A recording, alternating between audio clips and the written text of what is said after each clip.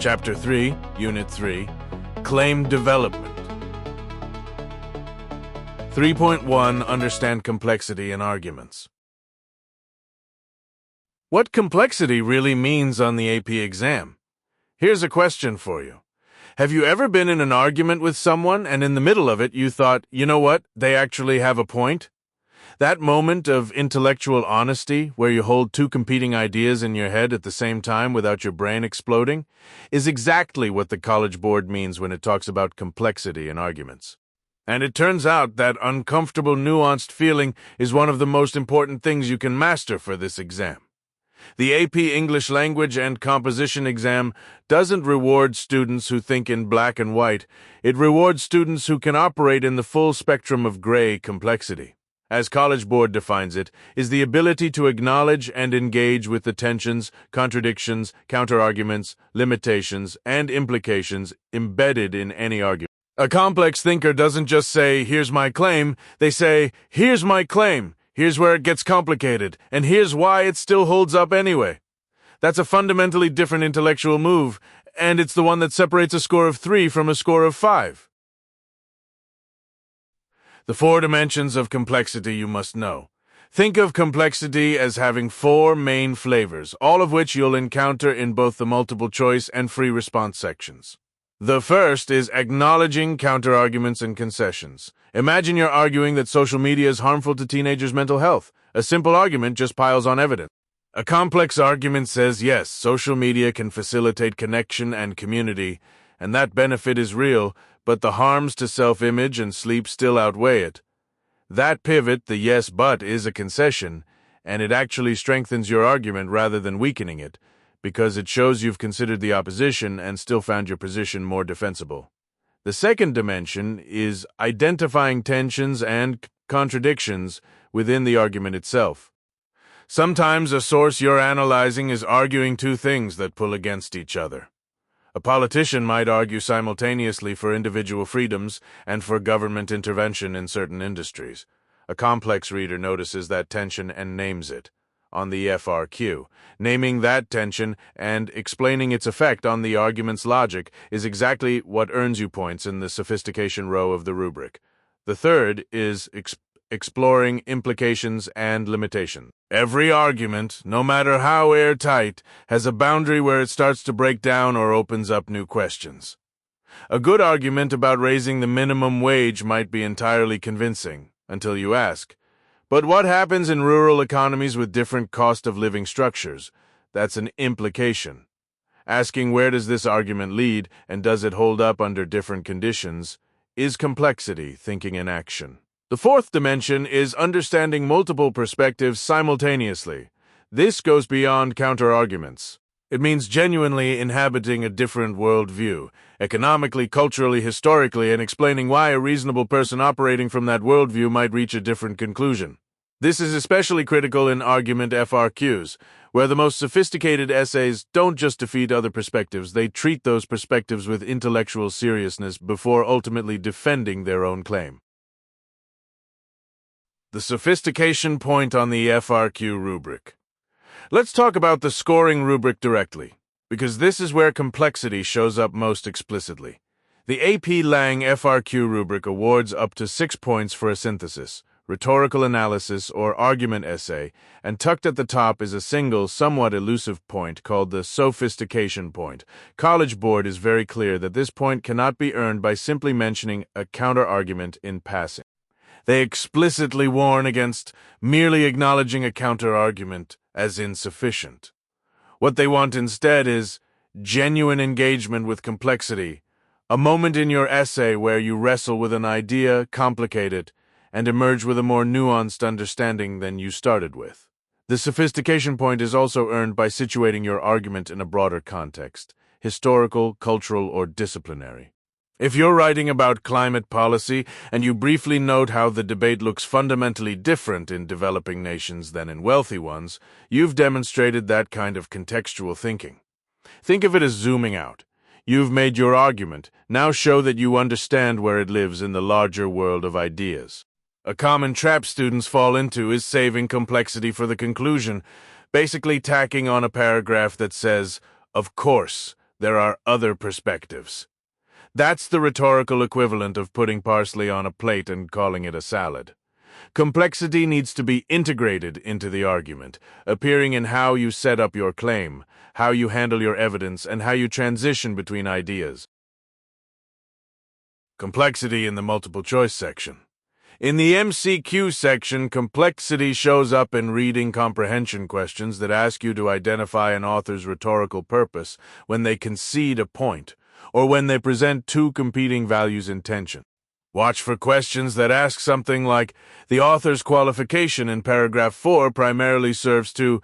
The answer will almost never be to undermine the author's argument. More often, it serves to acknowledge nuance or build credibility, because writers who engage with complexity appear more trustworthy and intellectually honest to their audience.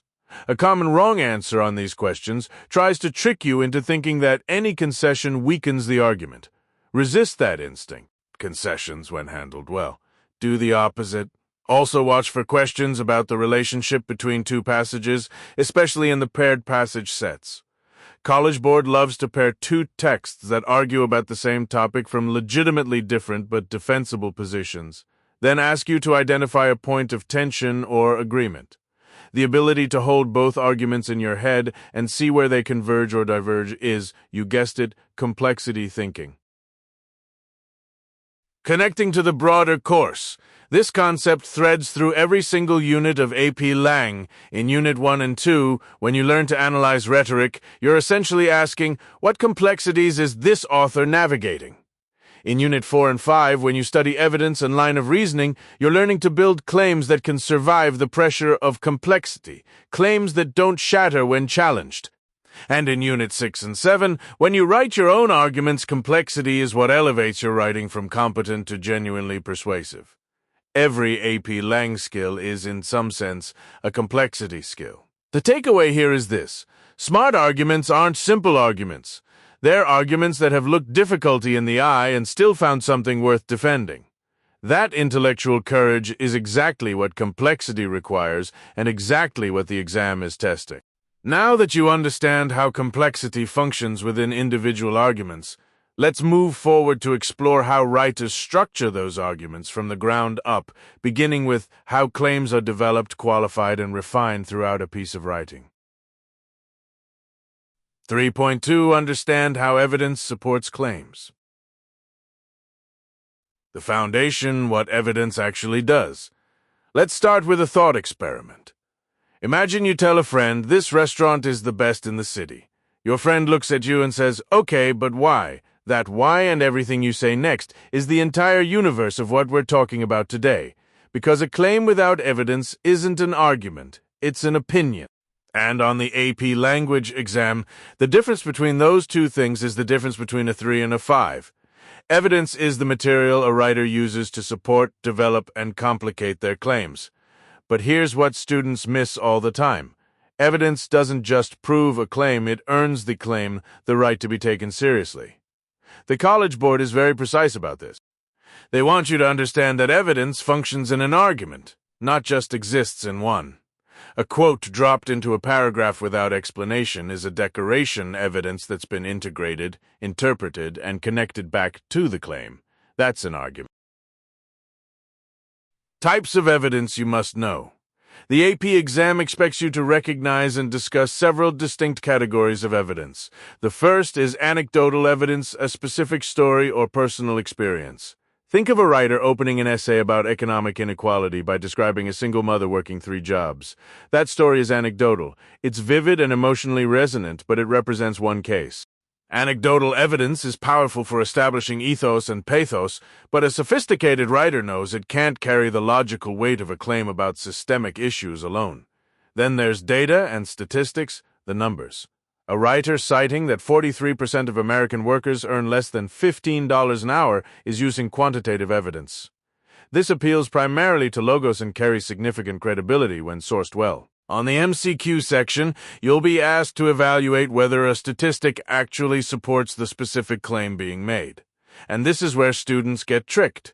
A statistic can be real, impressive, and still be irrelevant to the claim in front of it. Watch for that trap obsessively. Expert testimony is when a writer invokes the authority of someone with specialized knowledge.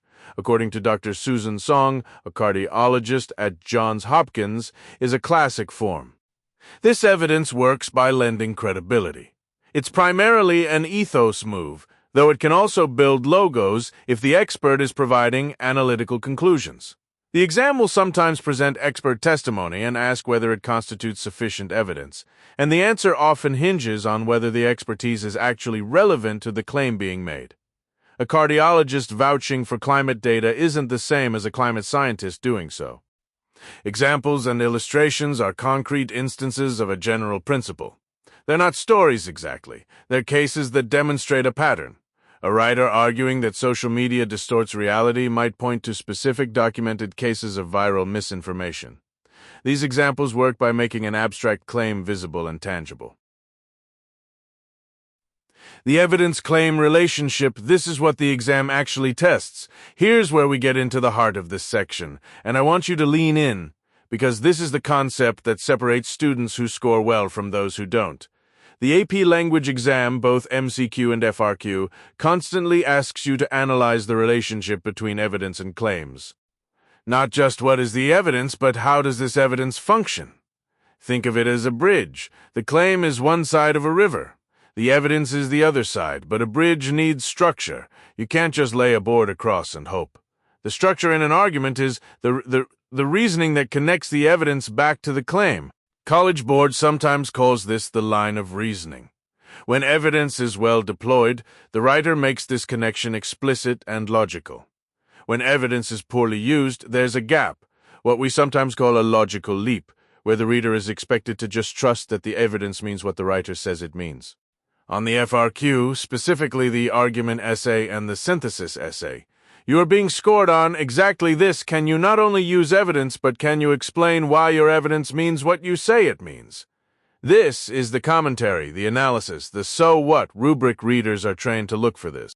A paragraph that presents evidence and then immediately moves to a new piece of evidence, without analyzing the first, will score lower than a paragraph that uses less evidence but unpacks it deeply. Common MCQ, traps around evidence. Let me walk you through the traps that appear most often on the multiple choice section. The first is relevance mismatch. An answer choice will claim that a piece of evidence supports the claim in paragraph 2, when in fact the evidence addresses a related but distinct point. The evidence might be accurate and interesting, but if it doesn't speak to the specific claim in question, it doesn't support it. Read both the claim and the evidence with surgical precision. The second trap is assuming correlation proves causation. A passage might present data showing that cities with more libraries have higher literacy rates, and an answer choice might say this evidence proves that libraries cause higher literacy. That's a causal claim. The evidence only shows correlation. The exam loves this distinction. The third trap involves the strength of the evidence relative to the strength of the claim. A single anecdote cannot support an absolute claim like all teenagers feel isolated by social media. Watch for sweeping claims paired with narrow evidence. That's almost always a wrong answer when the question asks whether the evidence is sufficient. Connecting this to the rest of the course. This concept lives in conversation with everything else you're studying. In Unit 1, when you analyzed rhetorical situations, you were asking why a writer makes choices. Here in Unit 3, you're asking how. How does the evidence they chose actually do the work they needed to do? In Unit 4, when you study argumentation more broadly, you'll see that the quality of an argument rests almost entirely on whether evidence has been selected, deployed, and analyzed well. The synthesis essay in particular, one of the 3 FRQ tasks, is essentially a test of your ability to take multiple sources, evaluate how their evidence functions, and build your own line of reasoning from it. Understanding how evidence supports claims also connects directly to recognizing fallacies. A hasty generalization, a false analogy, a slippery slope, all of these are failures of evidence to claim connection. When you can articulate why the evidence doesn't hold up, you're doing exactly the kind of analysis that earns top scores. The takeaway. Every time you encounter a claim in a passage, ask yourself what evidence is being offered. How directly does it connect? And has the writer actually explained that connection, or just assumed you'll fill in the gap? That habit of mind is what the AP exam is ultimately measuring.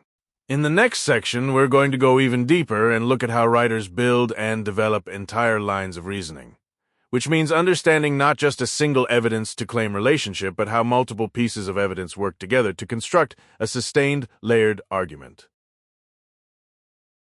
3.3. Understand specific evidence. What specific evidence actually means, let's start with a question. Imagine you're trying to convince a friend to watch a new TV show. You could say, "It's really good, trust me," or you could say, "The pilot episode won 3 Emmy Awards. The showrunner previously created Breaking Bad, and the New York Times called it the most compelling drama in a decade." One of those is a claim, the other is specific evidence. That distinction and everything that follows from it is exactly what this section is about. In AP language, specific evidence refers to the concrete, precise, and verifiable details a writer uses to support a claim. The College Board wants you to understand not just that evidence supports arguments, but how specific evidence functions differently from vague, general, or abstract support. When you encounter an argument on the exam, whether in a multiple-choice passage or a free response prompt, your job is to identify what kind of evidence is being deployed, analyze why the writer chose it, and evaluate whether it actually does the work the writer claims it does. The spectrum from general to specific. Think of evidence on a spectrum. On one end, you have completely general statements. Many experts agree that climate change is a problem. On the other end, you have highly specific evidence. A 2022 report from the Intergovernmental Panel on Climate Change found that global surface temperature increased faster between 1970 and 2020 than in any other 50-year period over at least the last 2,000 years. Notice the difference.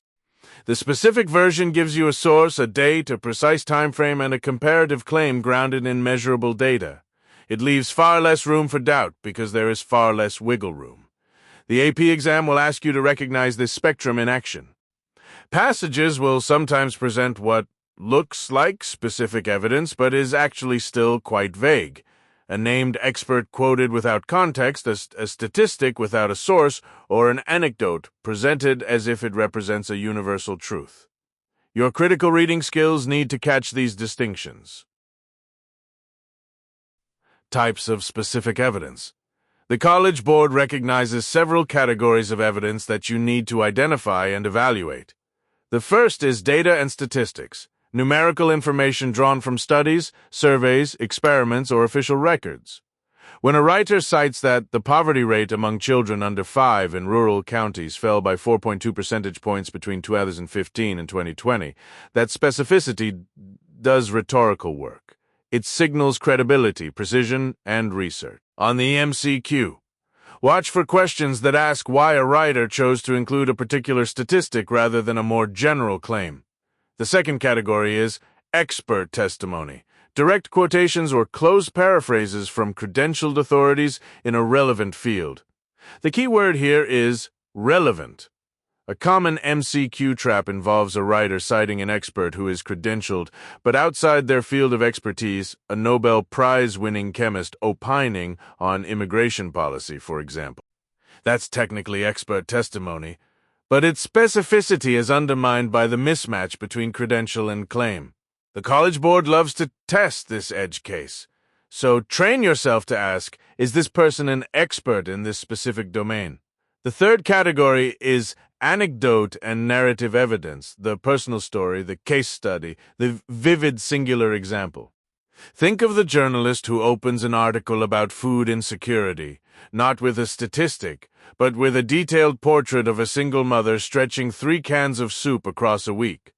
That's specific in its own way, sensory, particular, emotionally real, but it operates differently than data does. Anecdotal evidence humanizes and illustrates, it rarely proves or generalizes. The exam will ask you to evaluate the limits of anecdotal evidence as much as its strengths. So never assume that a vivid story is the most persuasive or logically sound form of support. How specific evidence functions rhetorically? Here's where analysis gets interesting.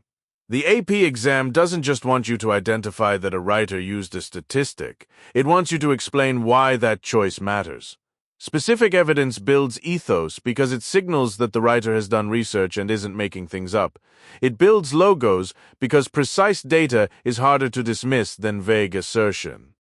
And depending on how it's framed, it can even build pathos. A specific death toll from a hurricane, a named child affected by a policy, a precise dollar figure representing someone's life savings lost. When you're writing the free response questions, particularly the rhetorical analysis essay, this is exactly the kind of move that earns scoring points. The rubric rewards students who can explain not just what a writer does, but how and why it works within the argument. Saying the author uses statistics to support her claim earns you basic credit. Saying the author's citation of a decade-long longitudinal study establishes the sustained credibility of her claim, while preempting counter-arguments that might dismiss a single data point as anomalous earns you top-tier credit. Common traps and misconceptions. One of the most reliable wrong answer traps on the multiple choice involves confusing specificity with accuracy. A highly specific claim can still be wrong, cherry-picked, or misleading. A writer who cites a 2019 industry-funded study is being specific about the date and source, but the source's potential bias is a separate issue that you need to register. Specific evidence and reliable evidence are not the same thing. Another common confusion involves conflating evidence with explanation. Evidence is the raw material, the quote, the number, the example. Explanation, or what College Board sometimes calls commentary, is what the writer does to connect that evidence to the claim. A paragraph stuffed with statistics but lacking explanation is not a well-supported argument, it's just a data dump. The exam tests whether you understand this scaffolding claim, evidence, and the analytical connective tissue between them. Connections across the course. This section connects directly to Unit 1's work on rhetorical situation and audience, because the effectiveness of specific evidence always depends on who's reading it.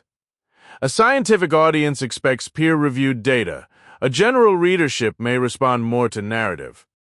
It also connects to Unit 4's work on argumentation, where you'll evaluate how evidence interacts with reasoning, and to the synthesis essay in Unit 7, where you'll be asked to select and integrate specific evidence from multiple sources into your own argument. The skill you're building here is foundational to nearly everything else in this course. Putting it into practice. When you read a passage on exam day, ask yourself 3 questions about any piece of evidence you encounter. How specific is this?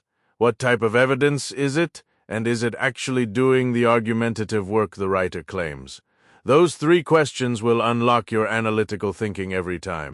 Now that you understand how specific evidence operates within an argument, we're going to zoom out in the next section and look at how writers make choices about which evidence to select, and how those choices reveal something deeper about purpose and perspective. 3.4. Understand precise language in argument. Why word choice is never innocent. Here's a thought experiment for you. Imagine 2 news headlines describing the same event. Protesters gather outside City Hall versus mob storms City Hall. Same event, same people, same Tuesday afternoon. But one of those sentences makes you picture a civic demonstration, and the other makes you reach for your phone to check if something catastrophic happened. That difference, that gap between the 2 versions, is exactly what this section is about. Precise language in argument isn't just a stylistic nicety. It is the architecture of persuasion itself. The College Board wants you to understand that in AP language and composition, precise language refers to the deliberate strategic selection of words that convey an argument with accuracy, specificity, and rhetorical effect. This means going far beyond simply saying what you mean. It means choosing the exact word that does the most argumentative work, a word that establishes the right emotional register, the right level of formality, and the right degree of certainty all at once. On the AP exam, this concept lives at the intersection of rhetorical analysis and argumentation, which means you'll encounter it in the multiple-choice reading passages, in the free response rhetorical analysis prompt, and in your own argumentative writing. Connotation versus denotation, the iceberg principle. Think of every word as an iceberg. The denotation, the literal dictionary definition, is the small part above the water that everyone can see.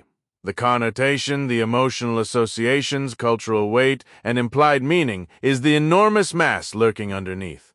A skilled arguer knows that audiences respond to the whole iceberg, not just the visible tip.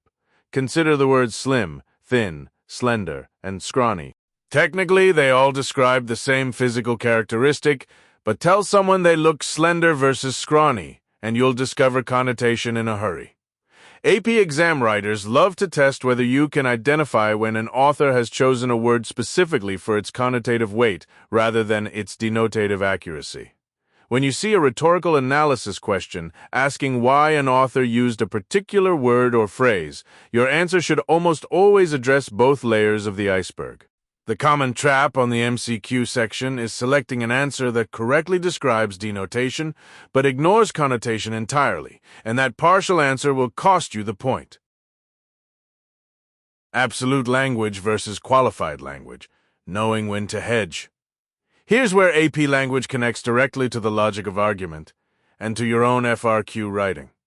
Strong arguers understand the difference between absolute language, claims stated as universal truths, and qualified language, claims that acknowledge limitations, conditions, or degrees of certainty.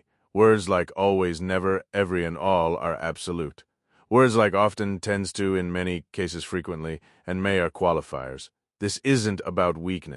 It's about precision. When a scientist says smoking causes cancer, that's a precise, evidence-backed absolute.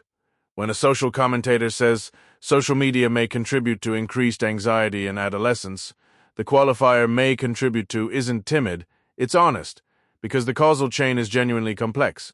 The AP exam tests your ability to identify when absolute language strengthens an argument by conveying confidence in well-established claims, and when it weakens an argument by overstating what evidence can actually support. The most common MCQ trap is assuming that qualifiers always weaken an argument. They don't. A well-placed qualifier demonstrates the writer's intellectual credibility, what the College Board calls ethos, because it signals that the writer understands the limits of their claims. Diction and tone, reading the register. When the College Board asks about diction, they mean the overall pattern of word choices that creates a recognizable tone and voice. Think of tone as the emotional temperature of the writing, and diction as the thermostat that controls it. Formal diction, elevated vocabulary, complex syntax, Latinate words, typically signals authority, distance, or gravity. Informal diction, contractions, colloquialisms, simpler Anglo-Saxon words, signals intimacy, urgency, or accessibility. An author writing about climate change who uses the word conflagration instead of fire is making a deliberate rhetorical choice to heighten the emotional stakes. You need to be able to name that choice, explain the effect, and connect it to the author's larger argument. This is the single most heavily tested skill in the rhetorical analysis, FRQ.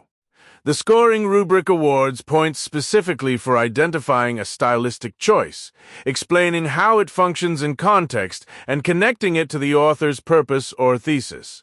The trap students fall into is stopping at identification. The author uses emotional diction here without completing the analytical move, always pushed to the so what, which positions the reader as a moral witness to injustice, making inaction feel personally culpable. That's the sentence that earns the rubric point. Euphemism and dysphemism, argumentative spin. Two specialized tools that appear regularly on the AP exam are euphemism and dysphemism, and students constantly mix them up.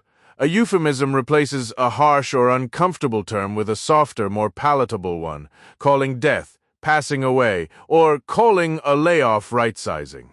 A dysphemism does the opposite, replacing a neutral term with one that's harsher, more negative, or more shocking, calling a politician's misstep a scandal when mistake might be more proportionate, for example. Both are forms of loaded language, and both are conscious rhetorical strategies. When you spot them in a passage, your job is to identify the rhetorical effect. Euphemisms typically distance or soften to manage an audience's emotional response, while dysphemisms intensify or provoke to generate outrage or urgency.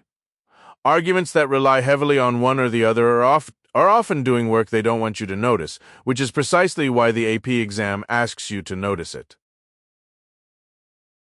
Connecting precise language to your own argument essay, everything you've learned here about other writers' language applies directly to your own synthesis and argument FRQs. The College Board's scoring rubric for the argument essay explicitly rewards sophistication of thought and precision in language. Not flowery vocabulary, but the right word in the right place doing the right job. When you make a claim in your essay, ask yourself, is this absolute or qualified? Is it appropriately specific, or is it vague enough that it could mean almost anything? Replace good with equitable.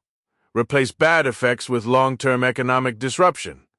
Each upgrade makes your claim more defensible, more precise, and more persuasive, exactly what the highest scoring band on the FRQ rubric is looking for. This skill of choosing language with precision and rhetorical intention connects seamlessly into our next topic, where you'll learn how to qualify claims strategically and build argument structures that are both bold enough to be interesting and careful enough to be credible. 3.5 Develop and refine a thesis. Let's talk about the single most important sentence you will write on the AP English Language exam. Not the most important paragraph, the most important sentence, your thesis. And I don't just mean slapping a claim at the end of your introduction and hoping for the best. I mean a thesis that does real argumentative work. One that earns you points on the scoring rubric, and more importantly, one that actually guides your entire essay with purpose and precision. Here's the analogy I always use with my students. Think of your thesis as the architectural blueprint for a building.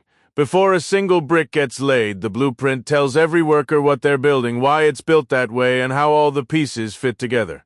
A vague blueprint produces a shaky building. A clear, specific blueprint produces something that stands. Your thesis is that blueprint. The College Board readers who score your free response questions aren't looking for you to simply announce a topic. They're looking for you to make a defensible claim that the rest of your essay will construct piece by piece. What makes a thesis defensible? The College Board uses this word, defensible, deliberately. A defensible thesis is one that a reasonable person could disagree with.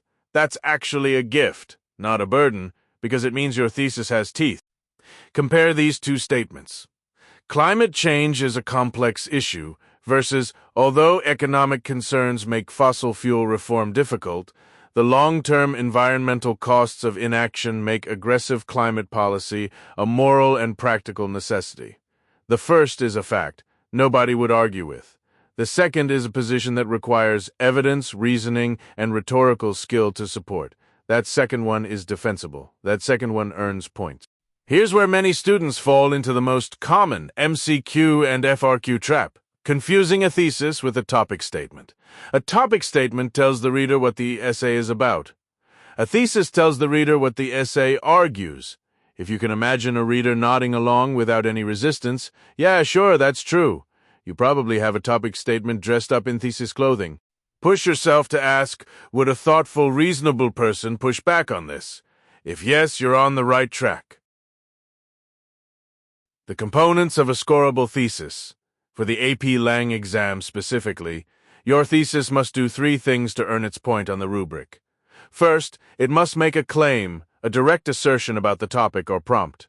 Second, it must establish a line of reasoning, some indication of the why or the how that shows you're not just stating a position, but setting up a logical framework for your argument. Third, it must be specific enough to guide your reader. Vague claims like this has both good and bad effects. Don't just fail to earn thesis points. They actively undermine your score by suggesting you have no real argument to make. Think of the line of reasoning as the skeleton of your essay.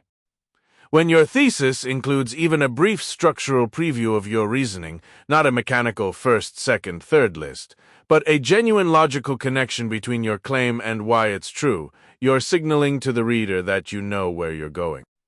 Something like, by exploiting emotional appeals while obscuring statistical evidence, the advertisement manipulates its audience into equating product consumption with personal identity. That thesis has a claim, has a method of reasoning, the rhetorical strategies being analyzed, and has specificity, manipulation, emotional appeals, statistical obscuring identity. That's a blueprint. Refining the thesis, the second draft mentality. Here's something most students don't realize. Your thesis isn't set in stone the moment you write it. On the exam, you're writing under time pressure, yes, but you can absolutely revise your thesis as your thinking develops. In fact, the College Board explicitly rewards essays where the thesis is reinforced and refined throughout the argument. Think of it as a conversation your essay has with its own opening claim. Your body paragraphs don't just support the thesis, they develop it, complicate it, push it further. The refinement process also happens in your planning phase. Before you write a single word of your actual essay, spend 2 or 3 minutes really interrogating your draft thesis. Ask yourself, is this specific enough to guide 3 body paragraphs? Does it make an arguable claim? Could I defend this even if someone challenged it? If you're writing the synthesis essay, does my thesis go beyond simply summarizing sources and actually take a position that uses those sources as evidence? That last question catches a lot of students. The synthesis essay is not a report, it's an argument. Your thesis needs to reflect that. The complexity move. Acknowledging counter-arguments, one of the most powerful things you can do to a thesis, and this is where students who are aiming for the highest commentary scores separate themselves, is to build in what I call the complexity move. This means acknowledging a limitation, a counter-argument, or a complicating factor directly within your thesis, and then asserting your claim anyway. That, although, while or even though construction at the start of a thesis signals to your reader that you understand the issue is nuanced, and it immediately elevates your argument from simplistic to sophisticated. This connects directly to Unit 4 and Unit 5 work, where you're developing line of reasoning and using evidence. A complexity-aware thesis sets up your essay to naturally incorporate alternative perspectives, which is exactly what the commentary scoring row rewards in the rubric. When your thesis already acknowledges tension, your body paragraphs almost write themselves, because you've built in the intellectual work of grappling with the real difficulty of the question. Common traps to avoid. Let me walk you through the 3 thesis traps I see most often. The first is the announcement thesis. In this essay, I will argue that, never do this. You're not announcing your essay, you're making an argument. The second is the obvious thesis, claiming something no one would dispute. The third and sneakiest is the restatement thesis, where you simply reword the prompt rather than responding to it with a genuine position. On the MCQ section, when you're asked to identify a thesis in a passage, watch for the sentence that makes a specific, arguable claim with some structural or logical scaffolding. It won't just be a fact. It won't just be a topic. It will be an assertion with a because hidden somewhere inside it, even if that word never appears. Your thesis is not the end of your thinking, it's the beginning. Nail it. And everything else has a foundation to stand on, which makes the work of developing evidence and commentary, exactly what we cover next, so much more powerful. 3.6. Using qualifications to add nuance to a claim. What is a qualification, and why should you care?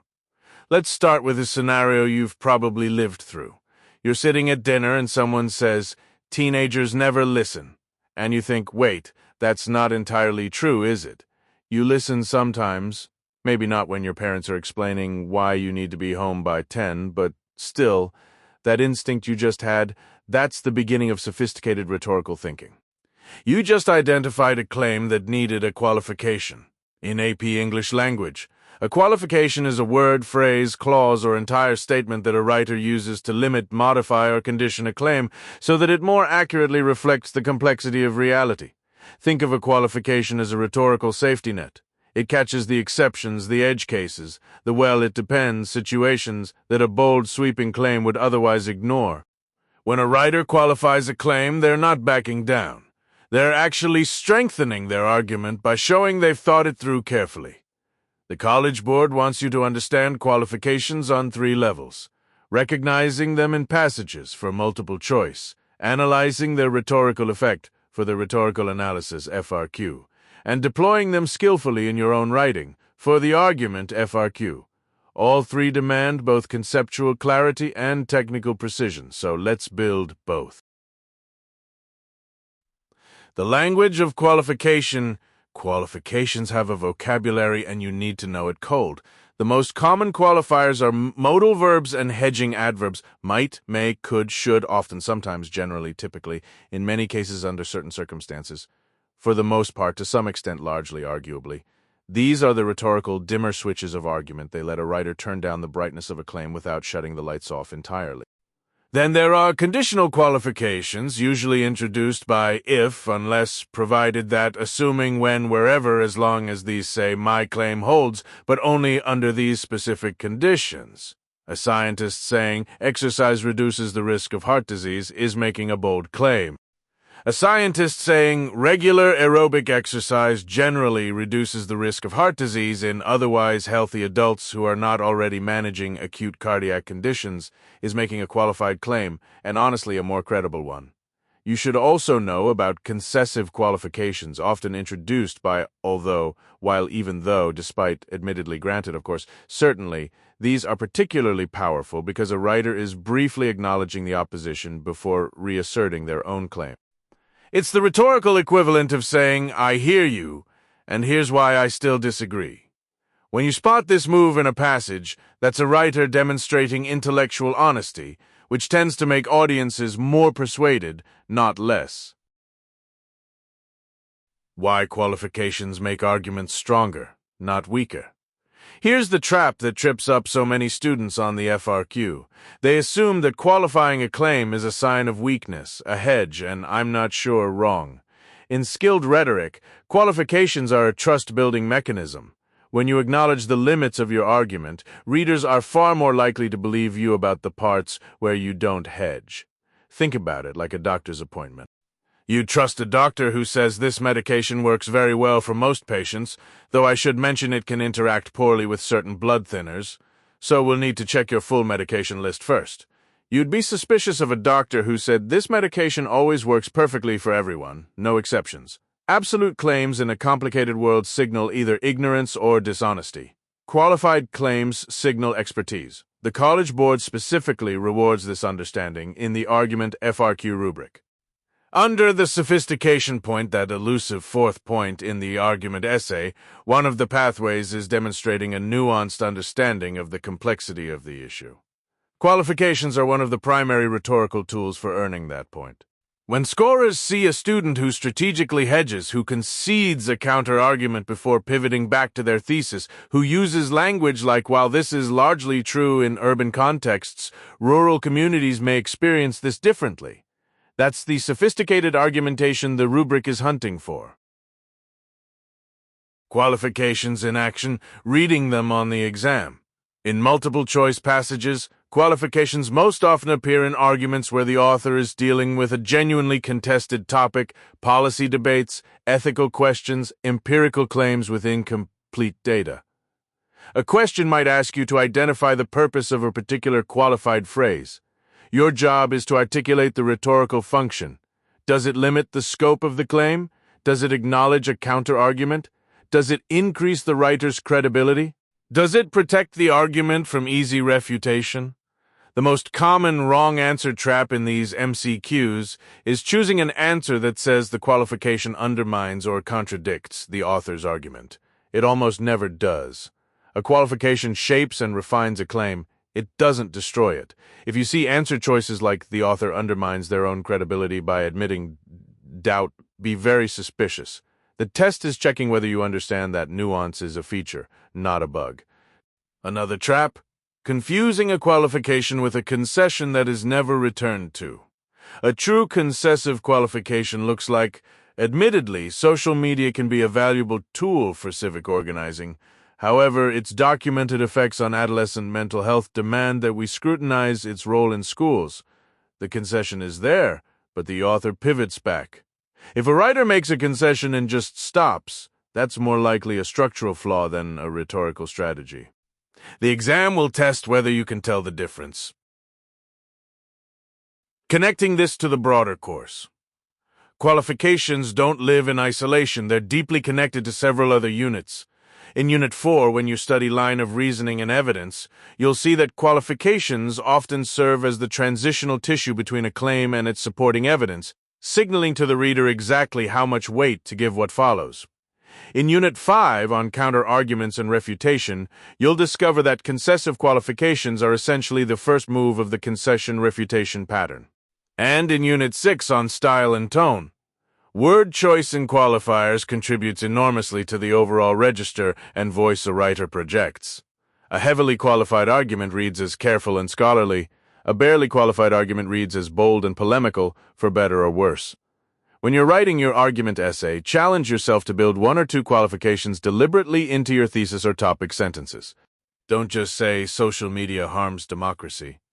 Try, while social media has created unprecedented platforms for civic engagement, its structural incentive toward outrage rather than deliberation poses a measurable threat to democratic discourse, particularly among younger voters.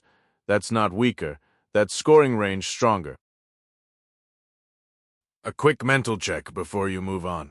Every time you make or analyze a claim, yours or an author's, ask yourself 3 quick questions. Does this claim hold in all cases or just most? What conditions make it true or limit its truth? What would a skeptical, intelligent reader immediately object to, and how can I acknowledge that while still advancing my point? Those 3 questions are the engine behind effective qualification. With qualification in your rhetorical toolkit, you're ready to tackle something equally central to making arguments land: how writers develop and arrange their evidence to support those carefully qualified claims. 3.7 Integrating evidence smoothly into prose. Let's talk about something that separates a merely competent essay from one that earns a 5. You might have brilliant claims, rock-solid reasoning, and excellent sources, but if your evidence crashes into your prose like an uninvited guest at a dinner party, the whole thing falls apart. Integration isn't decoration, it's architecture, and the College Board knows it. Which is why how you weave evidence into your writing shows up not just as a skill to demonstrate on the free response section, but as a concept you'll need to analyze on the multiple choice section too. What integration actually means. Here's the core idea: evidence should never feel dropped in. Think about it like this. Imagine you're having a conversation with a friend, and right in the middle of your sentence, someone shoves a newspaper article in your face and walks away. That's what unintegrated evidence feels like to a reader.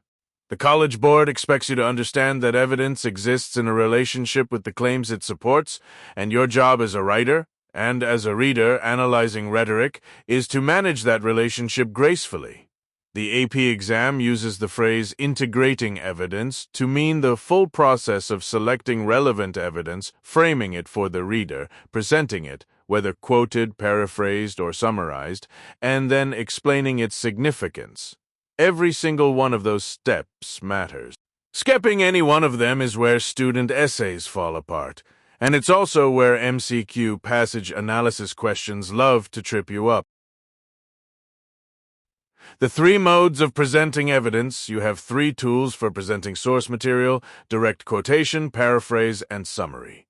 Each serves a different rhetorical purpose, and the AP exam will ask you to distinguish between them and explain why a writer chose one over another. Direct quotation preserves the exact language of the source. You use it when the original wording carries unique authority, precision, or rhetorical power, when paraphrasing would actually lose something important. Paraphrase restates the source's idea in your own words at roughly the same level of detail. You use it when the idea matters more than the phrasing, or when the original language is unnecessarily dense. Summary condenses a larger piece of information into just the essential point. It's useful for establishing context or referencing a broad argument without dwelling on it. A very common trap on the AP exam, both in MCQs and in student FRQ responses, is treating these three as interchangeable. They're not a writer who paraphrases a statistic rather than quoting it as making a rhetorical choice, often to keep the reader's attention on the idea rather than the numbers. A student who quotes everything isn't demonstrating analysis. They're demonstrating that they can copy. Know the difference, and know that the College Board wants you to explain the difference when asked. The integration formula, ICE. One of the most reliable frameworks for smooth integration is what many teachers call the ICE method. Introduce, cite, explain. Think of it as a three-part contract with your reader. You introduce the evidence by telling the reader who is speaking and why they have authority or relevance. You cite the evidence itself, whether quoted, paraphrased, or summarized. Then you explain how the evidence connects to and supports your claim.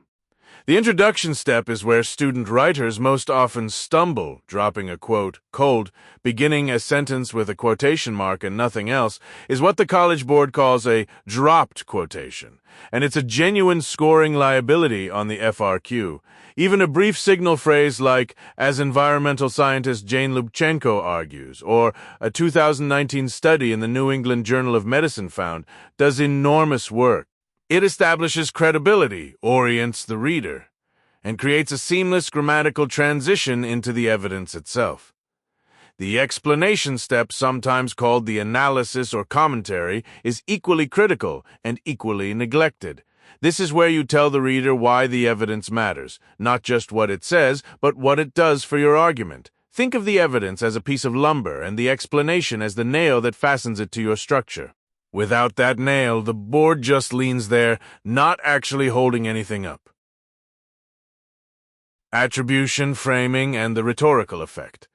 Here's where this concept connects directly to Units 1 and 2 of the course, which dealt with rhetorical situation and claims. How you frame evidence is itself a rhetorical act. The verb you choose when introducing a quote argues, claims, demonstrates, acknowledges, concedes, insists, signals your relationship to that evidence and the source's relationship to the broader conversation. A writer who says, Smith concedes that carbon emissions have risen is doing something very different from one who says, Smith demonstrates that carbon emissions have risen. The first suggests some resistance or reluctant admission. The second treats it as established fact. The AP exam will absolutely ask you to identify what a particular attribution verb communicates about a writer's stance. So develop a vocabulary for this when you're writing your own synthesis essay. This matters just as much. Using precise signal verbs isn't stylistic fussiness. It's a way of controlling the reader's interpretation of your sources and demonstrating what the rubric calls sophistication. Common exam traps and scoring pitfalls.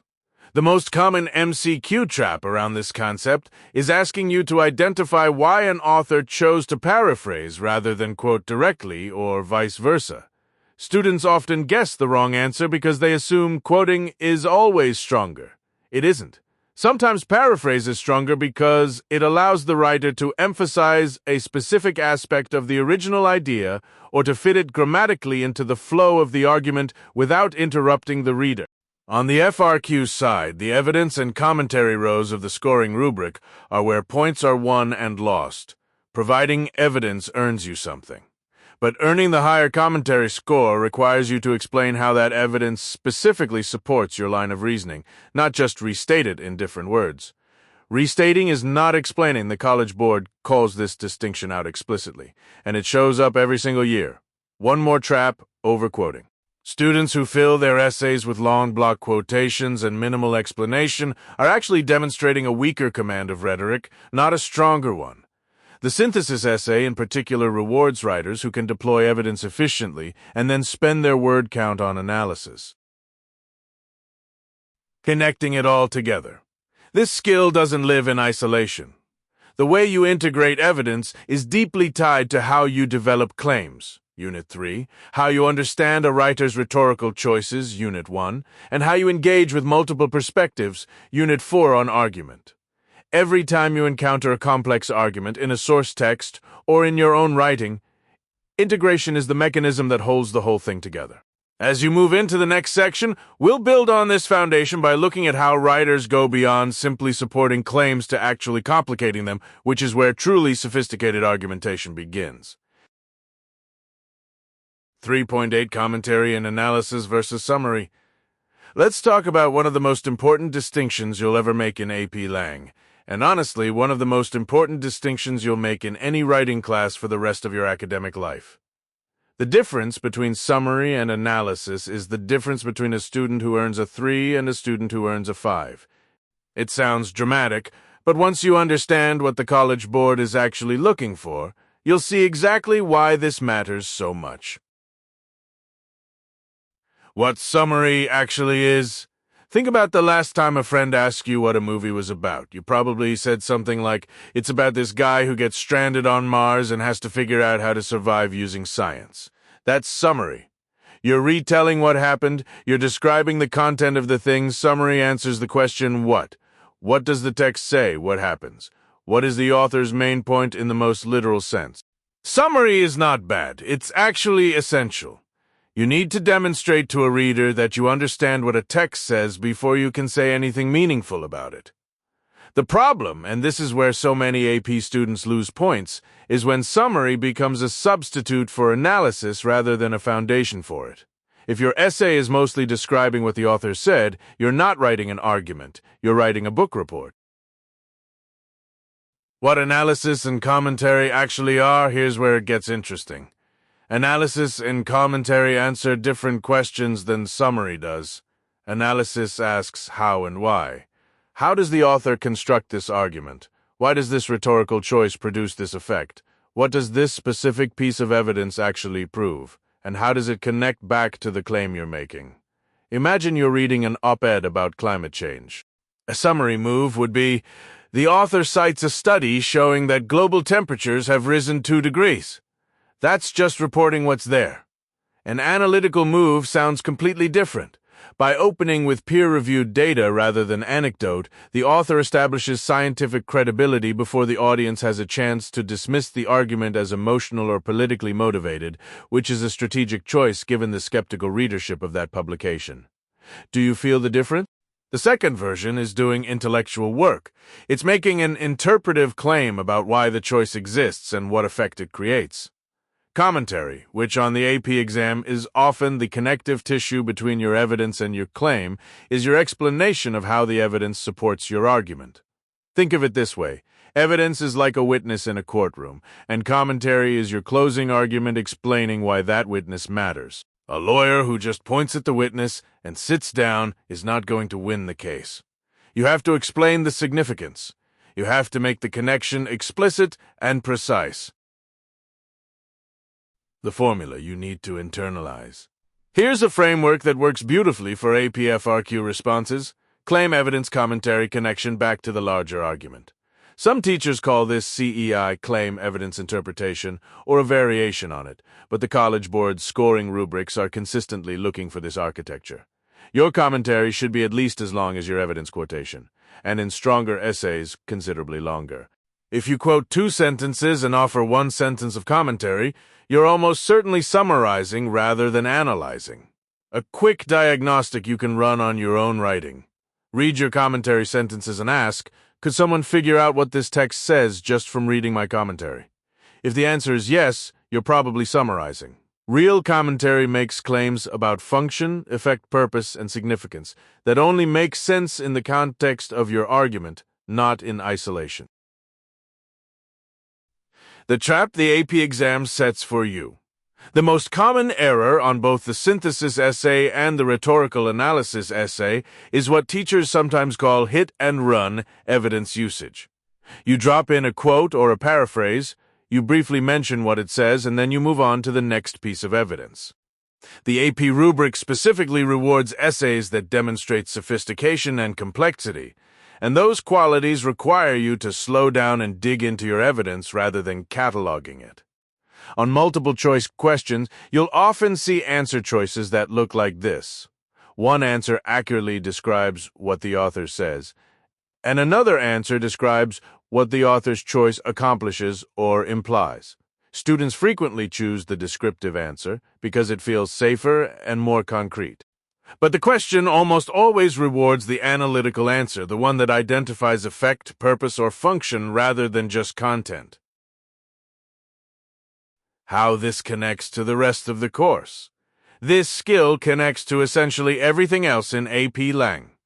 In Unit 1, when you learn to identify rhetorical situations, you're building the vocabulary for commentary. You need to understand context and purpose before you can analyze how a writer responds to them. In Unit 4, when you work on thesis development, a strong thesis is inherently analytical, not summary-based. A thesis that says the author discusses environmental policy is summary. A thesis that says the author uses progressive concession and emotionally resonant anecdote to shift a skeptical audience toward environmental urgency is analysis. You're making a claim about how and why, not just what. In your synthesis essay, the highest-scoring responses don't just summarize what each source says. They put sources in conversation with each other, explaining how they complicate, confirm, or qualify each other's positions. That intellectual synthesis is the ultimate form of the commentary skill you're developing right here. A practical exercise to lock this in. Before your exam, try this exercise with any text you're analyzing. For every piece of evidence you choose, write the word because or this works by after it, and force yourself to complete the sentence. The author uses short, declarative sentences in this passage because that completion is your commentary. If you can't complete it, you don't understand the evidence well enough yet, and that's actually valuable information. It means you should choose different evidence or dig deeper into the text. The difference between summary and analysis is ultimately the difference between describing a chess move and explaining why it wins the game. Summary says the knight moved to f6. Analysis explains that the knight's move to f6 creates a fork that forces the opponent into a losing position no matter which piece they protect. One is observation, the other is understanding. As you build this skill, you'll find it transforms not just your AP essays, but the way you read, and that leads us naturally into the next topic, where we'll examine how to develop a line of reasoning that carries that analytical thinking all the way through a complete argument from introduction to conclusion. 3.9 Developing body paragraphs around claims and evidence. Let's talk about the beating heart of any strong AP Lang essay, the body paragraph. If your thesis is the promise you make to your reader, then your body paragraphs are where you keep that promise. And here's the thing, College Board readers aren't looking for magic. They're looking for structure, logic, and evidence that actually does something.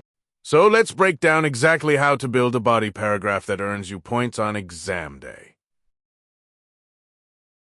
The architecture of a strong body paragraph. Think of a body paragraph like a well-built sandwich. You need the bread, your claim on both ends, and the filling, your evidence and analysis packed tightly in the middle. No bread, you've got a mess. All bread and no filling, you've got nothing worth eating. The College Board evaluates your body paragraphs on whether your claims are defensible, your evidence is relevant, and your commentary actually explains the connection between the two. Miss any one of those three and you're leaving points on the table. The first thing that must happen in any body paragraph is the introduction of a subclaim, sometimes called a topic sentence. This is not a restatement of your thesis. Think of it this way.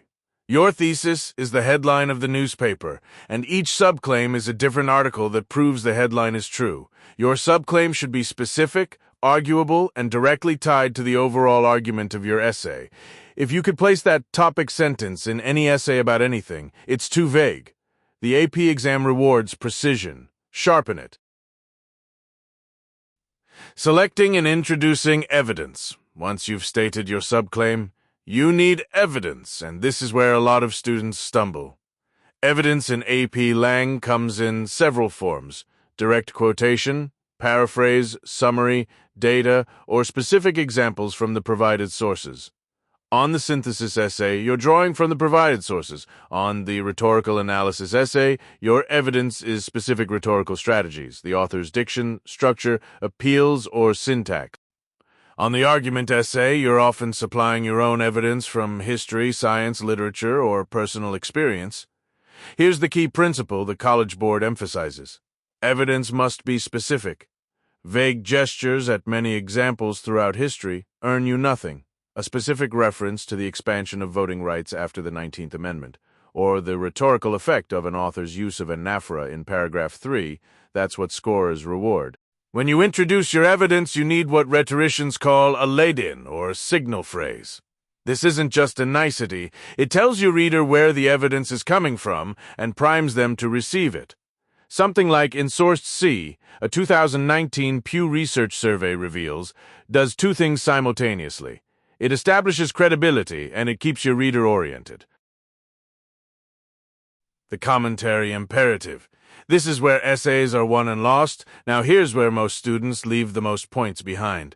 You've got your subclaim, you've got your evidence. What comes next is the most important move in the whole paragraph. Commentary, sometimes called analysis or elaboration. This is where you explain why the evidence supports your subclaim, and by extension, your thesis. Think of it this way. Imagine you're a lawyer presenting evidence to a jury. You wouldn't just drop a photograph on the table and sit back down. You'd explain what the photograph proves, why it matters, and how it connects to the case. Your commentary is that explanation. Without it, you're just presenting evidence and hoping your reader makes the leap. AP readers are specifically trained not to make that leap for you. The rubric for both the synthesis and argument essays explicitly rewards commentary that goes beyond merely restating the evidence. One analogy that tends to stick. Evidence is the star witness and commentary is your cross-examination. You're drawing out the meaning, connecting it back to your argument, and showing your thinking. A good rule of thumb is the Torah 1:2 ratio. For every line of evidence you cite, you should have at least 2 lines of commentary. That might feel excessive at first, but it forces you into the habit of actually analyzing, rather than just quote dropping. Avoiding the quote sandwich trap. One of the most common wrong answer traps, and one of the most common essay mistakes, is what AP teachers call the, quote, sandwich gone wrong. This is when students introduce a quote, drop it in, then simply restate what the quote said as if that counts as analysis. It doesn't. If your evidence says the factory produced significant pollution, and your commentary says this shows there was a lot of pollution, you've gone nowhere. True commentary asks, so what? Why does this matter to my argument? What does this reveal about the author's purpose, or about society, or about the complexity of the issue? Those deeper questions are what push your essay from the 4 to 5 range into the 6 to 7 range on the scoring rubric.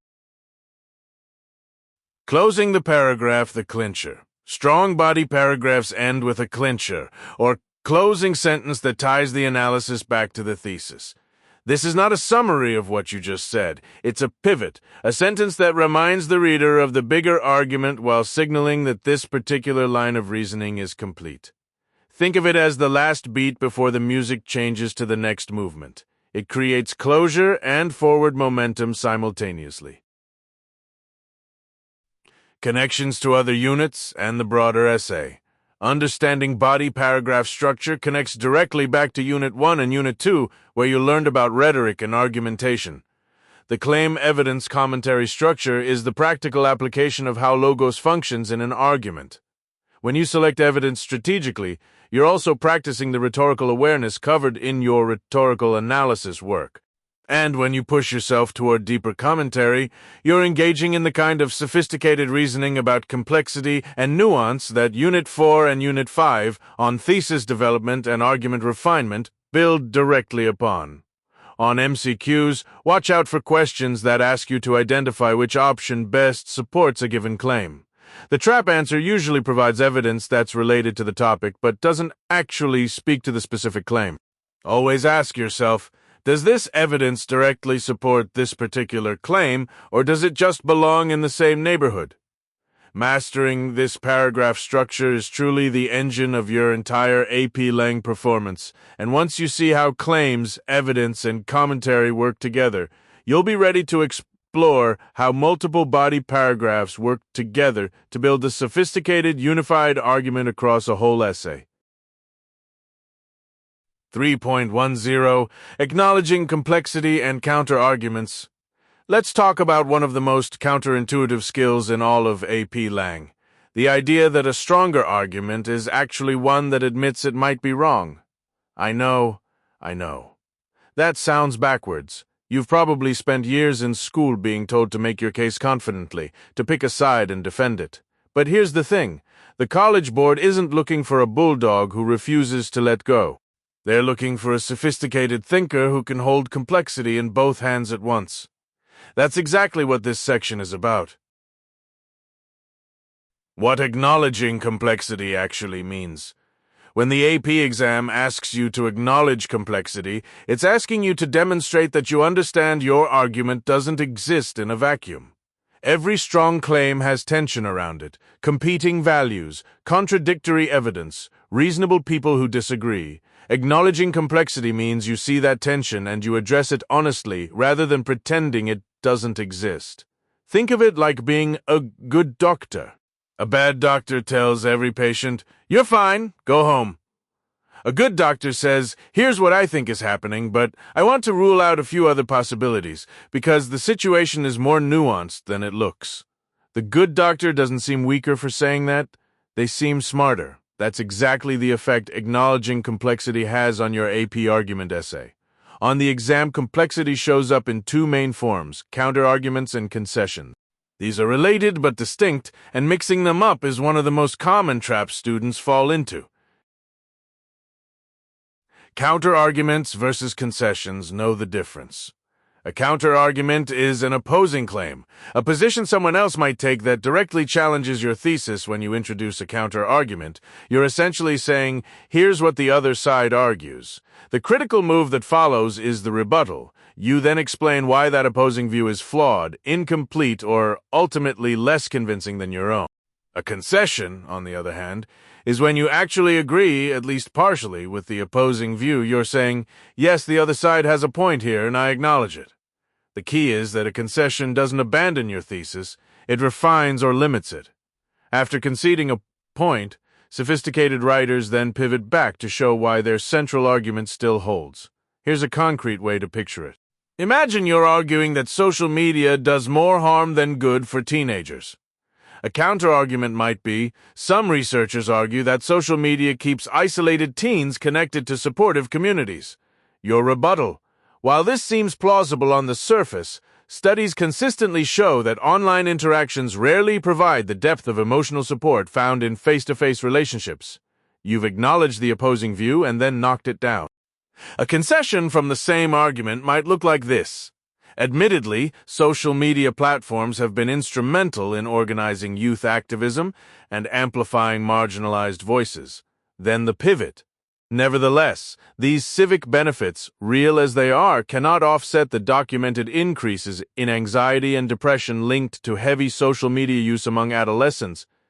You gave something up, and your argument actually became more credible for it. The rhetorical power of this move. Here's why this matters so much for your score. The AP Lang rubric for the argument essay explicitly rewards what it calls a nuanced argument. In the scoring guide's language, a top-scoring essay demonstrates sophistication of thought, and one of the primary ways you demonstrate that sophistication is by engaging with complexity rather than flattening it. An essay that presents only one side, even a beautifully written one, signals to the reader that the writer either hasn't considered the full landscape of the issue or isn't confident enough to engage with it. Neither impression is good. The flip side trap, and this shows up constantly on multiple-choice questions too, is over-conceding. That's when a writer gives so much ground to the opposing view that their own thesis collapses. If you spend 3 paragraphs agreeing with the other side and 1 sentence restating your claim, you haven't written a nuanced argument. You've written a confused one. The College Board wants to see that you can hold the tension without dissolving into it. Your thesis should still be standing at the end of the essay, perhaps refined, but standing. Transitional language and structural signals for the AP exam. Knowing the concept isn't enough. You need to signal it with precision. The College Board looks for specific rhetorical moves, and the language you use tells graders whether you're making a genuine counterargument move or just meandering. Classic transitional phrases for counterarguments include, critics might argue, opponents of this view contend, and some would suggest for concessions, you reach for words like admittedly, granted, it is true that.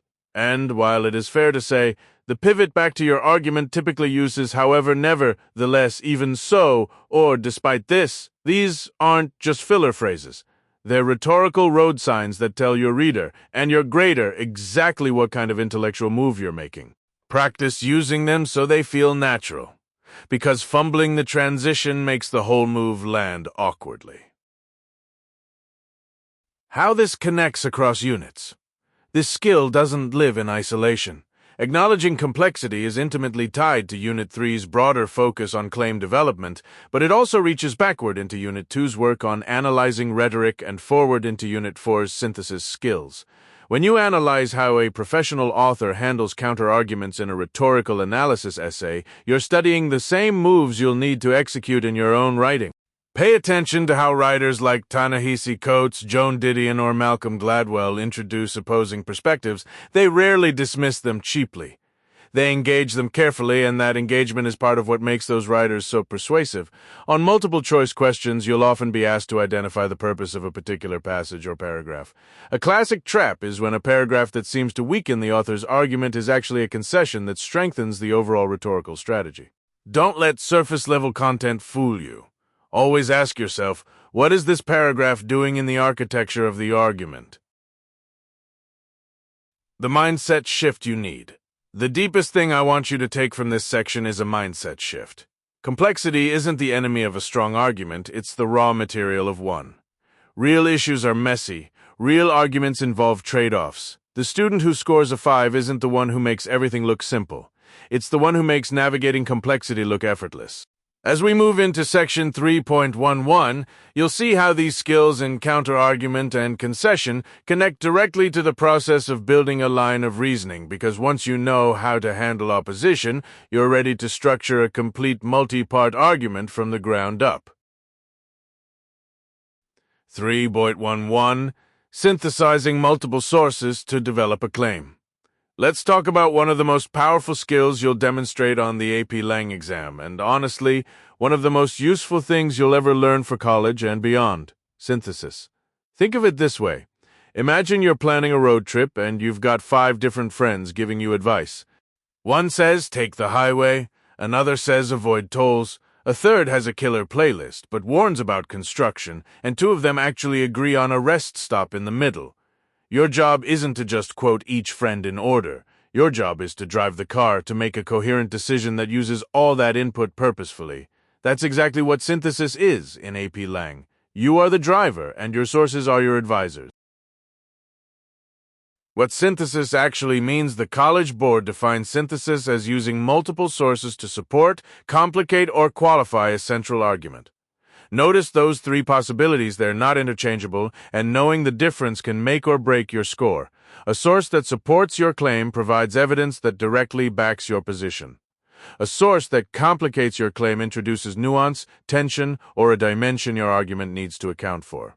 A source that qualifies your claim limits or refines it, essentially saying yes, but only under certain conditions. On the AP exam, especially in the free response question, specifically labeled the synthesis essay, the strongest essays do all 3 of these things across their sources. Here's the critical mistake you need to avoid right now. Synthesis is not summary, and it is not a quote parade. If your essay sounds like source A says this, source B says this, source C says this, you have not synthesized. You've made a list. Synthesis means your argument drives the organization, not the sources. The sources show up inside your argument as evidence, not as the skeleton of your essay. Think of it like a smoothie versus a fruit salad. A fruit salad is all the ingredients sitting next to each other. A smoothie has blended them into something new. You want the smoothie? The 3-part move every synthesis paragraph needs. When AP readers score your synthesis essay, they're looking for a specific intellectual move that you make with each source. College Board's own scoring language calls it using sources to develop your argument. To do this well, every time you bring in a source, you need to execute 3 things. Introduce the source in context, deploy the relevant evidence, and then, this is the part most students skip, explain how that evidence functions in your argument. What does this source prove, complicate, or concede? Why did you choose it here? That explanatory sentence connecting evidence back to your claim is where synthesis actually lives.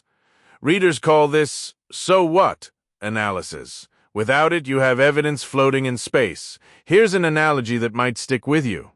Think about a lawyer in closing arguments. She doesn't just read the evidence to the jury and sit down. She tells the jury what the evidence means, how it fits the story she's been building. She connects it. She makes the jury care. You are that lawyer. Your claim is your case. Your sources are your exhibits. But exhibits don't convict anyone by themselves. Your analysis does. Balancing sources and avoiding source takeover. One of the most common traps students fall into on the AP Synthesis FRQ is letting the sources do the thinking for them. This often happens when a student agrees enthusiastically with one source and essentially just paraphrases it for an entire paragraph. The College Board scoring rubric requires that you use evidence from at least 3 sources, and the difference between a score of 3 and a score of 4 on the evidence and commentary row is whether your analysis is specific and convincing, not just accurate. To hit the top tier, your own argumentative voice has to be clearly audible even when you're quoting. The sources serve you, not the other way around. There's another edge case worth flagging for the exam: counter-argument sources. Sometimes the provided sources include one that seems to undermine your thesis. Don't ignore it. Ignoring an inconvenient source is a missed opportunity. Instead, use it to demonstrate intellectual sophistication. Acknowledge what it shows, then explain why your claim still holds, or explain how it actually refines your claim. This is what the College Board calls qualifying your argument, and it's a hallmark of the essays that earn 5s and 6s on the commentary dimension. How synthesis connects across units. Synthesis doesn't live in isolation. It connects directly to the rhetorical skills you've been building all year. From Unit 1, your understanding of how writers use rhetorical situations, purpose, audience, context, helps you evaluate why a source says what it says, not just what it says. A 1920s government pamphlet on labor has a very different rhetorical context than a contemporary economist's op-ed, and when you acknowledge that in your synthesis, you're demonstrating exactly the kind of source awareness the exam rewards. From Unit 2, your skills in identifying claims, evidence, and reasoning in individual texts give you the analytical vocabulary to integrate sources with precision. From Units 4 and 5, your understanding of how writers use style and structure to achieve effects should inform how you write your own synthesis, vary your sentence structure, use strategic transitions like while, however, building on this and in contrast to signal the relationship between your sources, not just their existence. The mental model for exam day. On test day, when you sit down with your synthesis prompt, give yourself roughly 2 minutes to read the prompt and identify your position before you read a single source. Why? Because if you read the sources first, you'll be tempted to let them choose your argument for you. Instead, know what you think, then read the sources as a lawyer gathering evidence, looking for what helps, what hurts, and what needs to be handled. Then, as you draft, keep asking yourself, am I using this source or is this source using me? If your paragraph could exist without your thesis, it's not synthesis yet. Revise until your claim is the engine and the sources are the fuel. The sophistication of synthesis, done well, is genuinely something college professors look for. Employers value in analysts and writers, and citizens need to navigate a world flooded with competing information. You're not just studying for a test, you're building an intellectual skill that matters. Now that you understand how to gather and deploy sources purposefully, we're going to shift our attention to how the language you choose, specifically the precision and connotation of individual words, shapes the way your argument lands on readers. 312 Distinguishing between a claim, reason, and evidence. Let's set the scene. You're at a coffee shop with a friend, and she says you should try the cold brew here. It's the best in the city. That one casual sentence actually contains the seed of an entire argument structure. She's made a claim, you should try the cold brew, and offered a reason, it's the best in the city. But notice what's missing. You have no evidence yet. You haven't tasted it, she hasn't shown you a review, and you haven't seen any awards on the wall. That gap between what someone asserts and what actually supports it is exactly what Section 3.12 is training you to spot, because the AP exam will test you on this distinction relentlessly. What a claim actually is. A claim is a debatable, assertable statement that an author wants you to believe. The key word there is debatable. Claims are not facts. Water boils at 100 degrees Celsius at sea level is not a claim. It's a verifiable fact. But the United States should adopt a federal 4-day workweek is absolutely a claim, because a reasonable person could disagree. In AP Lang terms, College Board defines a claim as a statement that requires support. It's the central assertion an author is making and defending. Think of it as the roof of a house. Everything underneath has to hold it up. There are actually different types of claims you need to recognize for the exam. A claim of fact asserts that something is true or false in a verifiable way. The opioid crisis killed more Americans than car accidents in 2017. A claim of value makes a judgment about worth or morality. Factory farming is ethically indefensible. A claim of policy argues that something should be done. Congress should ban single-use plastics. On the AP exam, you may be asked to identify not just whether something is a claim, but what kind of claim it is. So get comfortable distinguishing among the three. What a reason does. If a claim is the roof, a reason is a load-bearing wall. A reason explains why the claim should be believed. It answers the question, so what or why? A reason connects directly to the claim in a logical, explanatory way. Back to the coffee shop.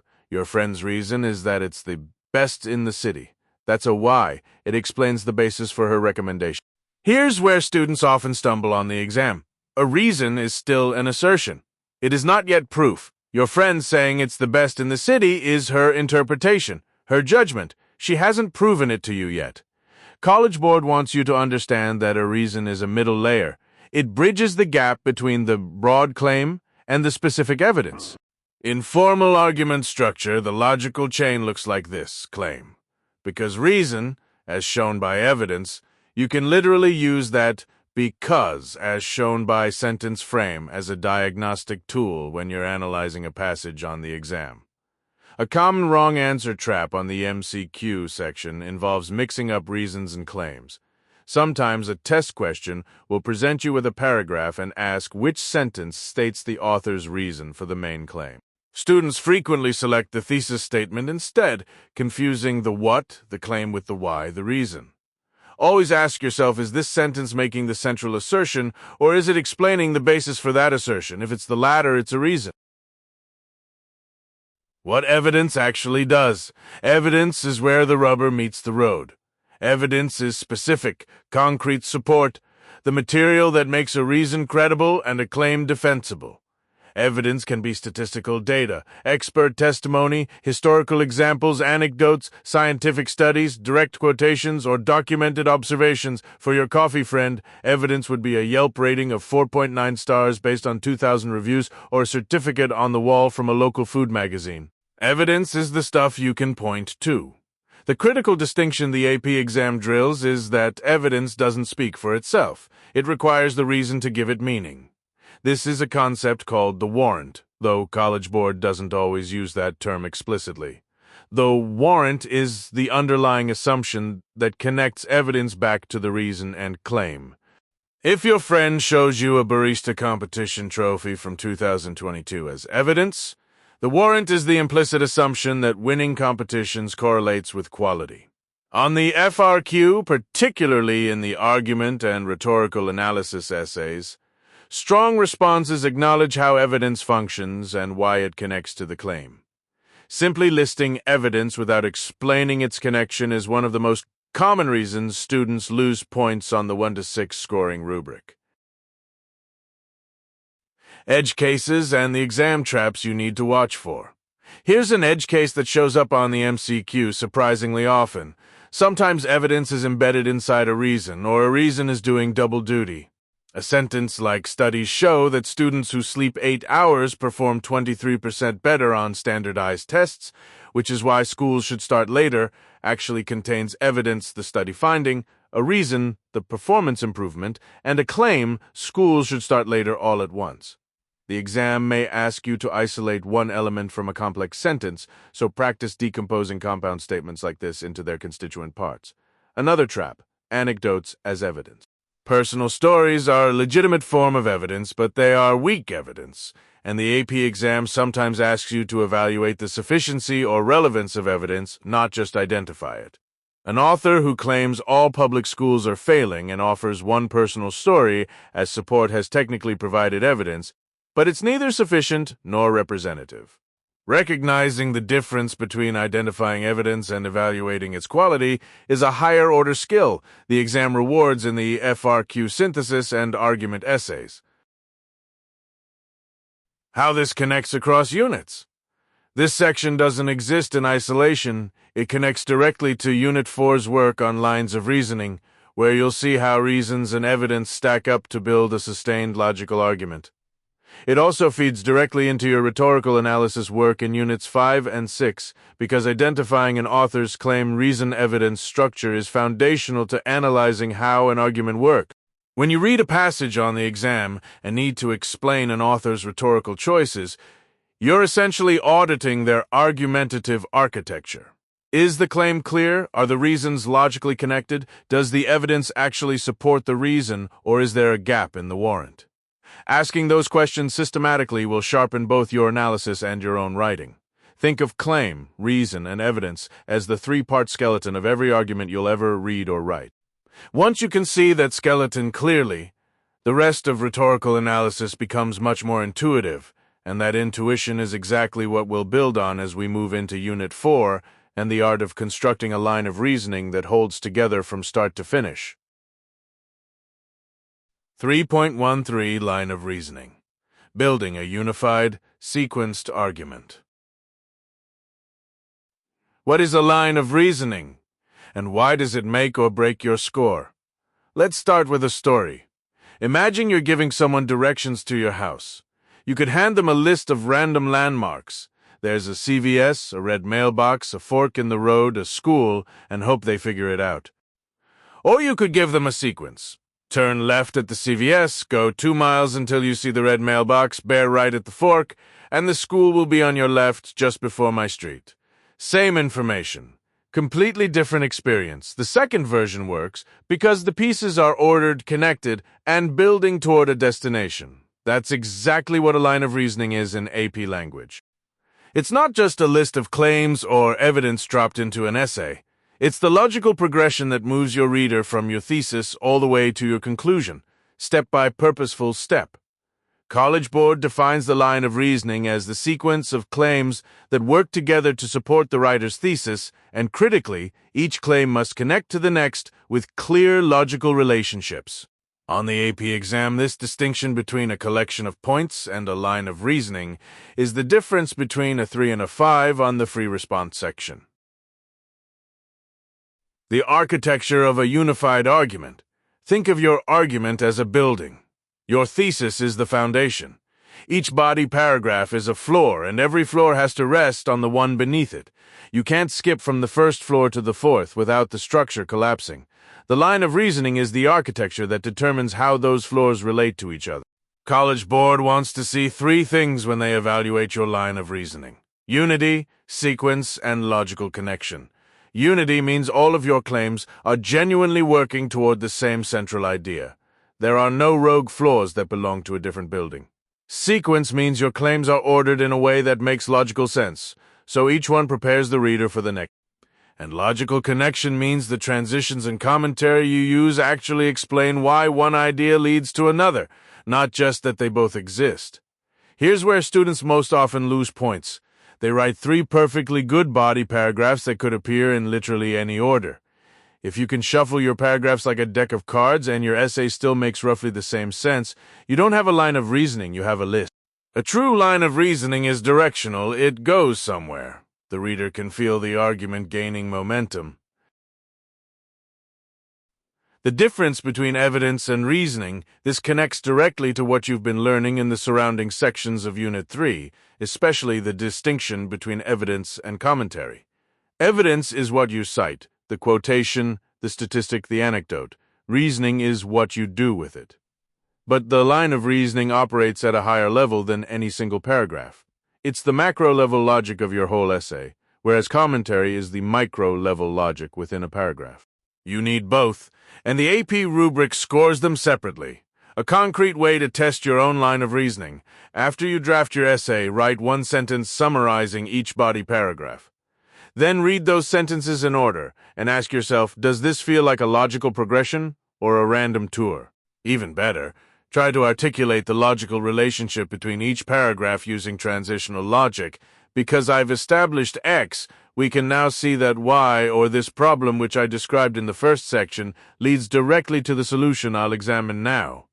If you can't articulate that relationship, your line of reasoning has a gap, and gaps are exactly what the exam scorers are looking for when they decide between a score of 4 and a score of 6 on the argument essay. Common patterns and sequencing strategies. Experienced writers use several recognizable sequencing patterns, and knowing them gives you a toolkit for the exam. One of the most powerful is the problem-complication-solution structure, where your first claim establishes a problem. Your second deepens or complicates our understanding of why it's so difficult, and your third offers a resolution. Another is the concession-then-turn structure, where you acknowledge the strongest objection to your argument early, then systematically dismantle it, which makes your eventual conclusion feel earned and inevitable rather than naive. A third approach is building from concrete to abstract. Start with a specific, tangible case, then expand outward to its broader implications. This mirrors how good journalists write. They hook you with a person or an incident, then open up into the larger significance. Whatever structure you choose, the key is that your reader should always feel like they know why they're reading this section right now and what it's preparing them to understand next. The trap you must avoid. Mechanical structure versus logical structure. Here's one of the most common and costly mistakes on the AP exam. Students confuse having a recognizable structure, intro, 3-body paragraphs, conclusion, with having a line of reasoning. These are not the same thing. 5-paragraph form is a container. A line of reasoning is what you put in it. A mechanically structured essay that simply presents 3 separate, unconnected reasons for a claim will get moderate scores at best. The scorers are explicitly trained to reward essays where the claims develop each other, where paragraph 2 is richer because of what paragraph 1 established. This also connects to Unit 4's work on complexity and nuance. One of the hallmarks of a sophisticated argument is that its line of reasoning accounts for tension, contradiction, or competing perspectives rather than marching in a straight line past them. An argument that addresses a counter-argument or that shows how a claim has limits actually demonstrates a more mature line of reasoning than one that pretends reality is simple. Putting it together under exam conditions. When you're planning your argument essay in that brief pre-writing window, don't just brainstorm claims, sequence them. Ask yourself, what does my reader need to understand first before they can understand my second point? What do my first 2 points together make possible that neither could achieve alone? Sketch an arrow from each claim to the next and label that arrow with a word like therefore, which means this reveals, or as a result. If you can't label the arrow, you need to rethink the order. One final analogy. A line of reasoning in argument is like a river, not a lake. A lake holds water in one place. It's a collection. A river moves. It has direction, it builds force as it gathers tributaries, and it reaches a destination that justifies the entire journey. Your reader should feel that forward pull all the way to your conclusion. In the next section, we'll look at how your choices in style, syntax, and tone, your rhetorical craft, can reinforce and elevate the line of reasoning you've worked so hard to build. 3.14 Introduction and Conclusion. Framing and closing an argument. Think about the last time you watched a really great movie. You probably remember 2 things most vividly: the opening scene that pulled you in, and the final image that stayed with you as the credits rolled. Everything in between might blur a little over time, but the frame, that opening and closing, shapes how you experience the whole thing. Your argument essay works exactly the same way. The introduction and conclusion are the frame around your painting, and if the frame is cheap or crooked, it undermines even the most beautiful artwork inside. That's what this section is all about. How to build a frame worthy of the argument you're making. What the introduction actually does. Here's the misconception that kills more AP essays than almost anything else. Students believe the introduction is just a warm-up, a place to announce your topic before the real writing begins. Wrong. Dead wrong. The introduction is doing active rhetorical work. According to College Board's own rubric language, a strong introduction establishes context, narrows toward a defensible thesis, and signals the complexity of the argument to come. Every sentence needs to earn its place. Think of your introduction as a funnel. You start wide, with context that situates the reader in a broader conversation, and you narrow progressively toward your specific defensible claim. Imagine you're arguing about whether social media companies should be regulated by the government. You don't open with, "In this essay, I will argue." That's not a funnel, that's a drain. Instead, you might open by acknowledging the genuine tension between free expression and public harm, or by establishing how swiftly the information landscape has changed in the last 2 decades. That context does 2 things simultaneously. It gives readers a reason to care, and it frames the intellectual territory your argument will occupy. The 3 components College Board expects to see in a strong introduction are a hook or context-setting move, a bridge that develops or complicates that context, and a thesis. Notice that the thesis comes last, not first. You're building toward it, not leading with it. This matters enormously on the AP exam, because the free response scoring rubric awards points for a thesis that responds to the prompt with a defensible claim, but that claim lands with far more force when the reader has been properly oriented by what came before. Writing a thesis that does real work. Your thesis in the AP Lang exam is not a statement of fact, a question, or a mere announcement of your topic. It is a claim. Specifically, it is a defensible claim that establishes a line of reasoning. College Board is very precise about this language, and you should be too. A defensible claim is one that a reasonable person could disagree with. It takes a position. A line of reasoning means your thesis implies or explicitly states the logical structure that will unfold in your body paragraphs. Here's a useful test. After you write your thesis, ask yourself, could someone read this and immediately understand not just what I think, but roughly why I think it? If the answer is no, your thesis is probably still just announcing a topic rather than making a claim. Compare these 2 versions. Social media companies have changed how people communicate versus social media companies should face government regulation because their algorithms demonstrably prioritize outrage over accuracy, creating measurable harm to democratic discourse. The second one is arguable, specific, and gestures toward a line of reasoning. That's what you're aiming for. One AP-specific trap to avoid the split thesis where students try to argue both sides simultaneously in their opening claim. Something like, while social media can be beneficial, it can also be harmful is not a defensible thesis, it's a hedge, and it leaves your entire essay without a direction. The exam rewards commitment to a position, even a nuanced one. Nuance comes from acknowledging complexity within a clear argument, not from refusing to take a side. The conclusion as synthesis, not summary.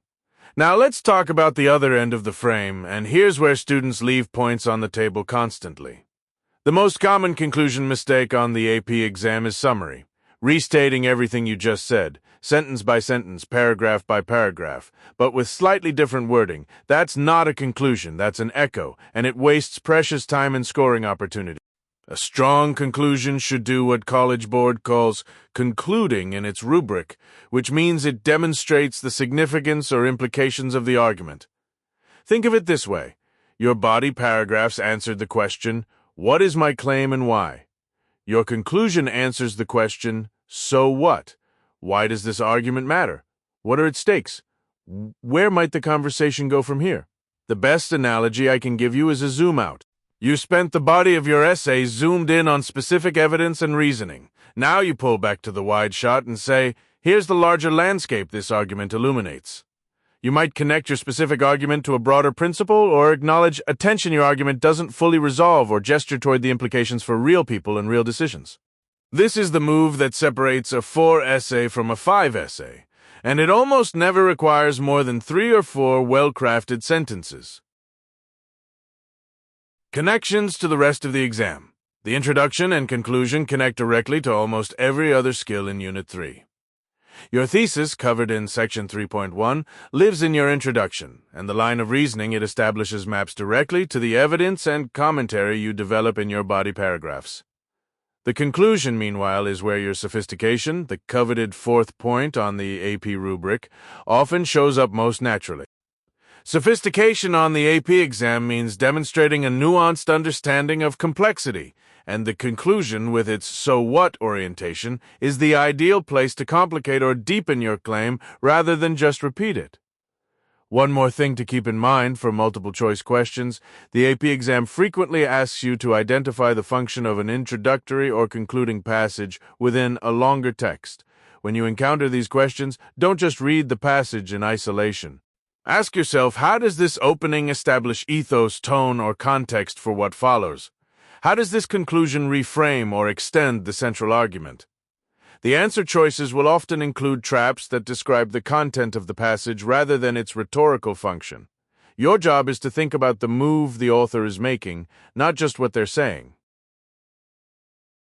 A quick reminder on framing. Your introduction is a promise. Your conclusion is a fulfillment of that promise with interest. The reader should feel at the end that the argument did something, that they've been moved from one place of understanding to another. That sense of intellectual travel is what great essays create, and it starts and ends with the frame you build. Coming up next, we'll look at how to develop and sustain that line of reasoning through your body. Paragraphs, making sure every piece of evidence you use is doing real argumentative work, rather than just filling space. 3.15 Rhetorical situation and its effect on claim development. Let's talk about something that unlocks almost every question on the AP Lang exam, the rhetorical situation. If you've been paying attention through Unit 3, you already know that a claim isn't just a statement you make. It's a carefully shaped argument, and the shape it takes depends entirely on the context surrounding it. That context has a name, the rhetorical situation. Understanding how the rhetorical situation influences the way a writer develops a claim is one of the most tested skills on this exam. And once you really get it, you'll see it everywhere. What is the rhetorical situation? Think of the rhetorical situation as the weather before a road trip.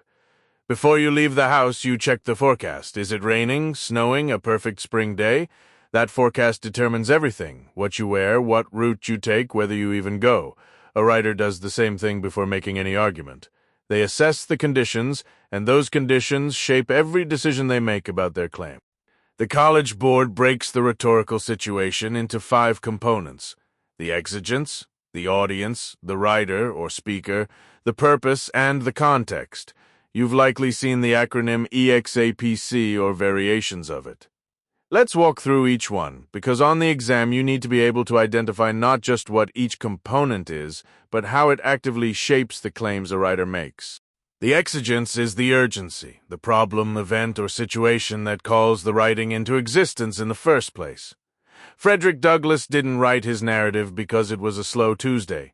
He wrote because slavery was an ongoing atrocity and abolitionism needed a human voice. That urgency shaped his claims. He didn't argue abstractly about freedom. He made specific visceral claims rooted in personal testimony because the exigence demanded immediacy and credibility. The audience is arguably the most powerful shaper of a claim. Imagine you're trying to convince your grandmother and your best friend to watch the same foreign film. You'd make completely different arguments, right?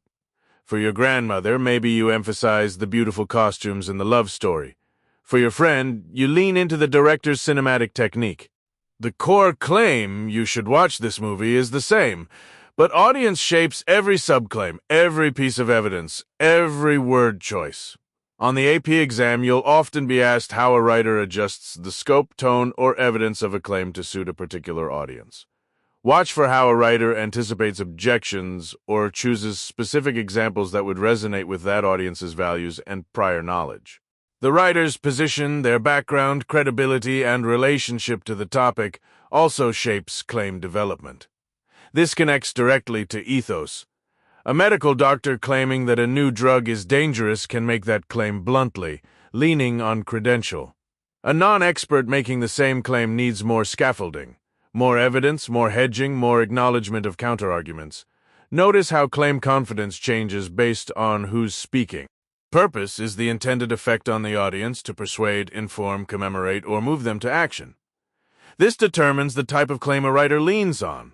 An informative purpose produces claims of fact and definition. A persuasive purpose produces claims of value or policy. A writer eulogizing a fallen soldier doesn't make a policy claim about military funding.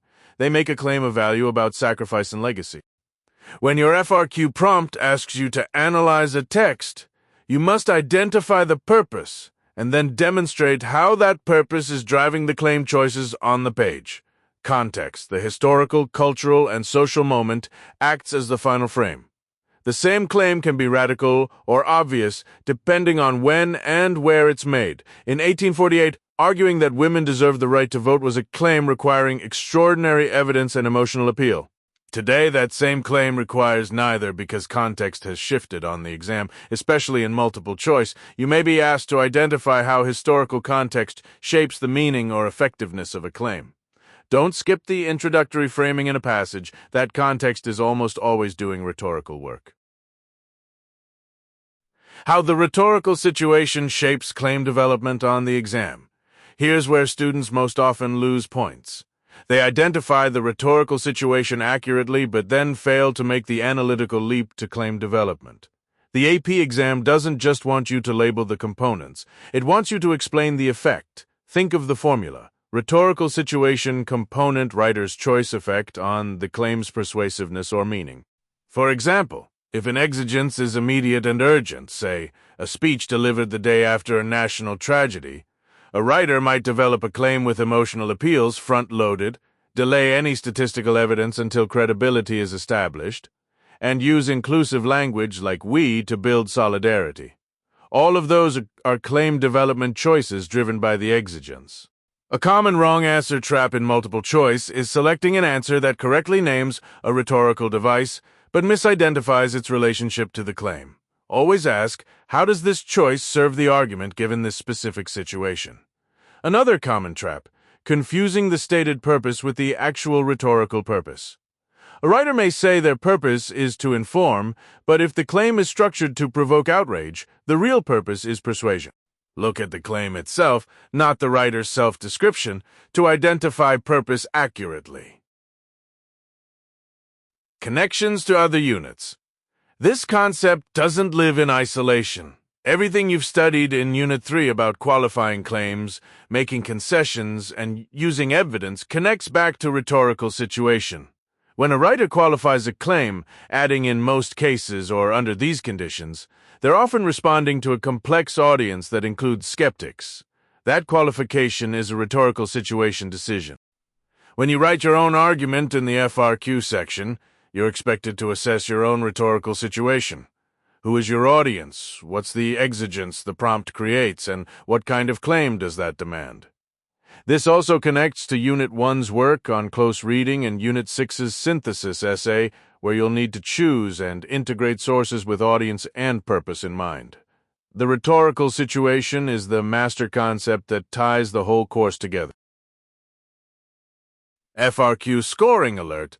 When you're writing your rhetorical analysis FRQ, examiners are looking for you to move beyond identification.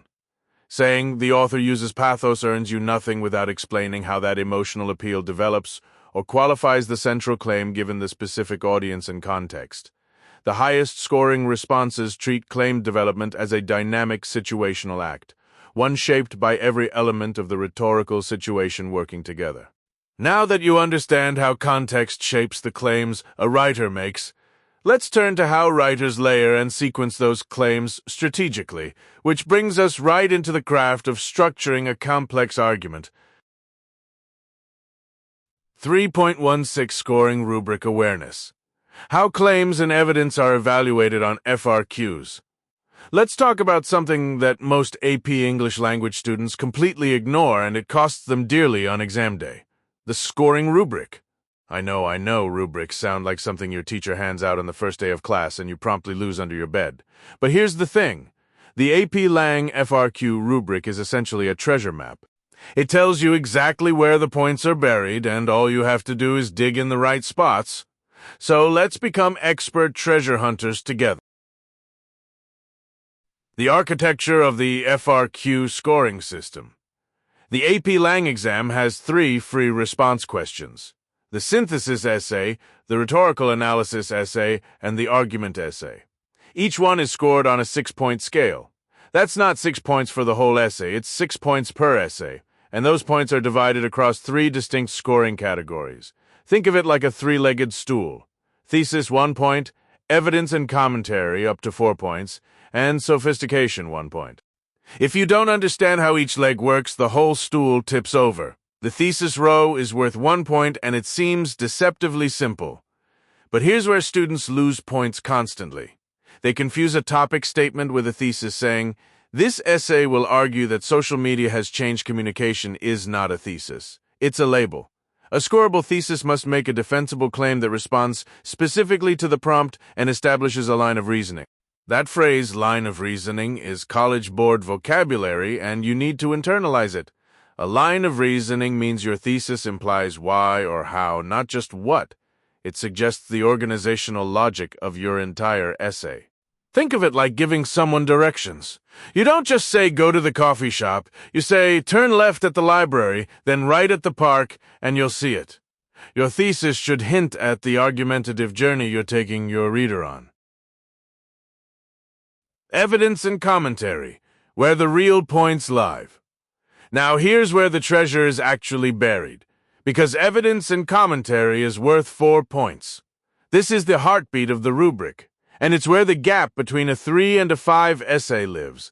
The rubric divides this category into 2 tiers, and understanding the difference between them is absolutely critical. Rows B and C work together. Row B asks whether you're using evidence at all, whether you're providing examples, details, or data to support your claim. You get 1 point for simply including evidence, even if your commentary on it is thin. But row C is where the real scoring happens. Row C rewards well-chosen evidence paired with explanation of how that evidence connects to your argument.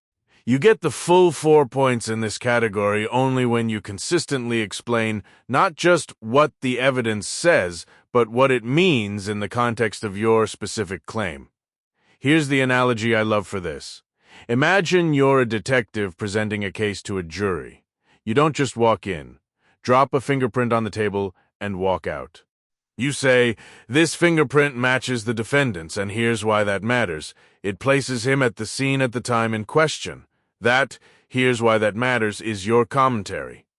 Without it, your evidence just sits there like an orphaned fact, and the rubric scorer moves on without giving you credit. Every piece of evidence needs a "and this matters" because attached to it. A critically common trap students fall into is what I call the, quote, dump you paste in a long quotation from a source and then immediately move to the next point, assuming the quote speaks for itself. It never speaks for itself. The rubric explicitly rewards analysis that explains how the evidence supports the specific claim you're making. The quote is the ingredient. Your commentary is the cooking. Raw ingredients are not a meal. The sophistication point, misunderstood and often missed. The final point, sophistication, is worth exactly 1 point, and it is the most misunderstood row on the entire rubric. Students often think sophistication means using fancy vocabulary or writing long sentences. It doesn't. The College Board defines sophistication in AP Lang as demonstrating a complex understanding of the rhetorical situation, which can be achieved in specific ways, by explaining the significance or implications of your argument beyond the immediate context, by acknowledging and genuinely engaging with counter-arguments rather than dismissing them, by explaining the limitations of your own claim, or by making insightful connections between multiple ideas. The key word there is genuinely. Simply writing, some people might disagree, but I still think I'm right, is not sophistication. That's a speed bump, not an intellectual engagement.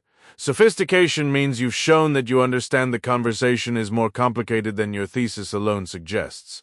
A student who can say, while this argument holds strongly in a democratic context, its assumptions about access to information may not apply equally across socioeconomic groups. That student is demonstrating the kind of nuanced thinking that earns the sophistication point.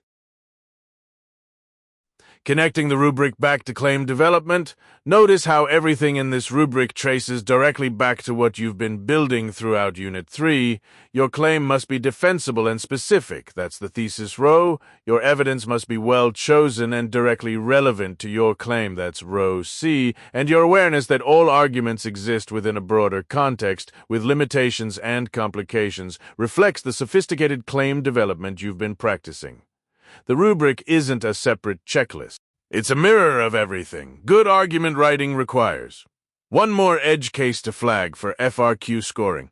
You cannot earn the commentary point without also earning the evidence point. These rows are sequential. The rubric builds upward.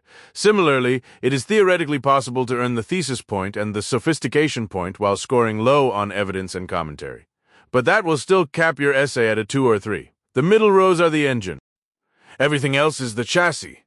When you sit down to write any FRQ, give yourself a 10-second mental checklist before you start. Does my thesis make a defensible claim with a line of reasoning? Does every paragraph have evidence I've chosen purposefully followed by commentary that connects it to my claim? Have I found at least one place to complicate or extend my argument in a meaningful way? That checklist is the rubric, simplified into a writing habit. Now that you understand how your essays are evaluated from the scorer's side of the desk, let's turn the lens back around and look at how to construct the argument itself from the ground up. Because understanding evaluation criteria is only powerful when you pair it with a strategy for building the argument that earns those criteria in the first place.